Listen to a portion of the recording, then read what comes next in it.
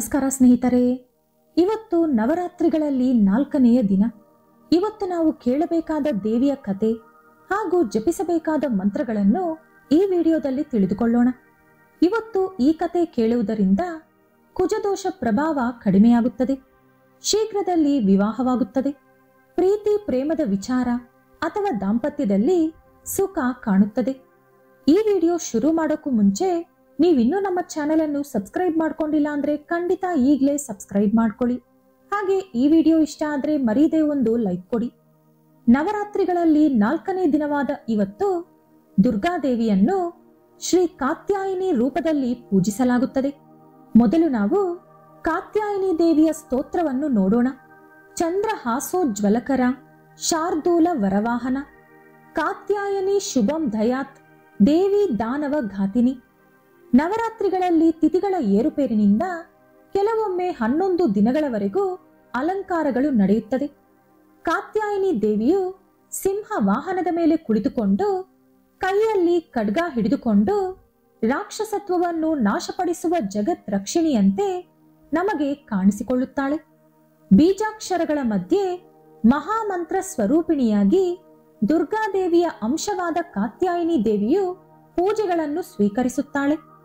ಕಾತ್ಯಾಯಿನಿ ದೇವಿಯು ನೋಡಲು 4 ಕೈಗಳನ್ನು ಹೊಂದಿದ್ದು ವರದಾಭಯ ಹಸ್ತಗಳ ಜೊತೆಗೆ ಒಂದು ಕೈಯಲ್ಲಿ ಖಡ್ಗ, ಇನ್ನೊಂದು ಕೈಯಲ್ಲಿ ತಾವರೆಯನ್ನು ಹಿಡಿದುಕೊಂಡು ಸಿಂಹ ವಾಹನದ ಮೇಲೆ ಕುಳಿತುಕೊಂಡಿರುತ್ತಾರೆ. ಆಪತ್ತುಗಳನ್ನು ಎದುರಿಸಲು ಖಡ್ಗವು ಸೂಚನೆಯಾದರೆ ಕಮಲದ ಹೂವು ಅಜ್ಞಾನವನ್ನು ದಹಿಸುವುದಕ್ಕೆ ಸಂಕೇತವಾಗಿದೆ.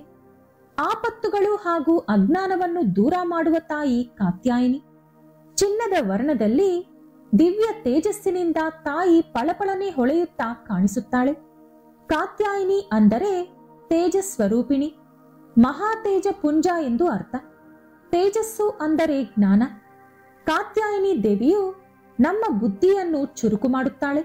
ಭಕ್ತರನ್ನು ಭವಜಲ, ಸಂಸಾರ ಜಲ ಹಾಗೂ ಚಿಂತಾಜಲ ಎಂಬ ಭಾವಸಾಗರಗಳಿಂದ ವಿಮುಕ್ತಿಗೊಳಿಸುತ್ತಾಳೆ. ಧರ್ಮಾರ್ಥ ಕಾಮ ಮೋಕ್ಷಗಳಿಗೆ ಕಾತ್ಯಾಯಿನಿ ಆದಿದೇವತೆ.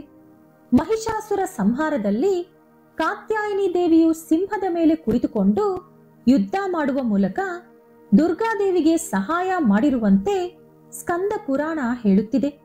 ಯೋಗಶಾಸ್ತ್ರದ ಪ್ರಕಾರ ಆಜ್ಞಾಚಕ್ರಕ್ಕೆ ಅಧಿಷ್ಠಾನ ದೇವತೆ ಕಾತ್ಯಾಯಿನಿ. ಆಜ್ಞಾಚಕ್ರವನ್ನು ಜಾಗೃತಗೊಳಿಸಿ ಸಾಧಕನಿಗೆ ಏಕಾಗ್ರತೆಯನ್ನು ಕಾತ್ಯಾಯಿನಿ ಕೊಡುತ್ತಾಳೆ.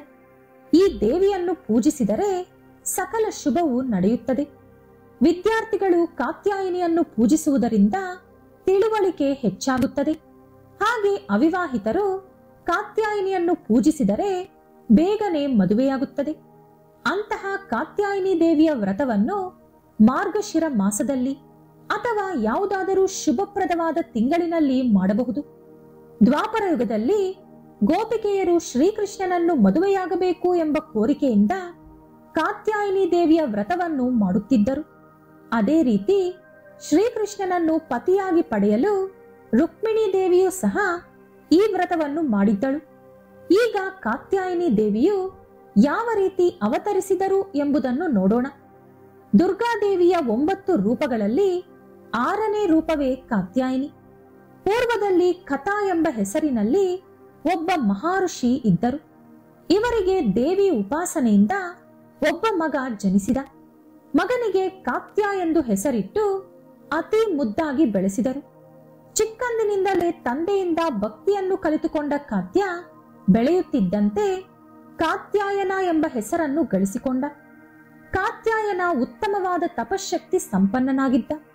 ಈತ ಪರಾಂಬಾ ದೇವಿಯನ್ನು ಉಪಾಸನೆ ಮಾಡುತ್ತಾ, ಪರಾಂಬಾ ದೇವಿ ಅಂದರೆ ಆದಿಶಕ್ತಿಯ ಸ್ವರೂಪ, ಆ ದೇವಿಯ ಉಪಾಸನೆ ಮಾಡುತ್ತಾ ಎಷ್ಟೋ ವರ್ಷಗಳ ಕಾಲ ಕಠಿಣವಾದ ತಪಸ್ಸನ್ನು ಆಚರಿಸಿದ.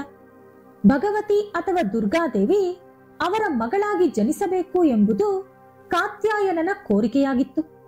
ಅವರ ತಪಸ್ಸನ್ನು ಮೆಚ್ಚಿದ ದುರ್ಗಾದೇವಿಯು ಅವರ ಕೋರಿಕೆಯನ್ನು ಅಂಗೀಕರಿಸಿದಳು. ಅಶ್ವಯುಜ ಬಹುಳ ಚತುರ್ದಶಿಯಂದು ದುರ್ಗಾದೇವಿಯು ಕಾತ್ಯಾಯನನಿಗೆ ಮಗಳಾಗಿ ಜನಿಸಿದಳು. ಕಾತ್ಯಾಯನನಿಗೆ ಮಗಳಾಗಿ ಜನಿಸಿದರಿಂದ ಆಕೆಗೆ ಕಾತ್ಯಾಯಿನಿ ಎಂಬ ಹೆಸರು ಬಂದಿತು. ಈಕೆ ಆಶ್ವಯುಜ ಶುಕ್ಲ ಸಪ್ತಮಿ, ಅಷ್ಟಮಿ, ನವಮಿ ತಿಥಿಗಳಲ್ಲಿ ಕಾತ್ಯಾಯನ ಮಹಾಋಷಿಯ ಪೂಜೆಗಳನ್ನು ಸ್ವೀಕರಿಸಿ ವಿಜಯದಶಮಿಯಂದು ಮಹಿಷಾಸುರನ ಸಂಹಾರದಲ್ಲಿ ಸಹಾಯ ಮಾಡಿದರು. ಇನ್ನೊಂದು ಕಥೆಯ ಪ್ರಕಾರ ಮಹಿಷಾಸುರ ಎಂಬ ರಾಕ್ಷಸನ ಕಾರಣದಿಂದ ಭೂಲೋಕವು ಚಿತ್ರಹಿಂಸೆ ಅನುಭವಿಸುತ್ತಿತ್ತು. ಆ ಮಹಿಷಾಸುರನನ್ನು ಸಂಹರಿಸಲು ಮುಕ್ಕೋಟಿ ದೇವತೆಗಳು ಹಾಗೂ ತ್ರಿಮೂರ್ತಿಗಳು ಅವರವರ ತೇಜಸ್ಸನ್ನು ಉಪಯೋಗಿಸಿ ಒಂದು ದೇವಿಯನ್ನು ಸೃಷ್ಟಿಸಿದರು.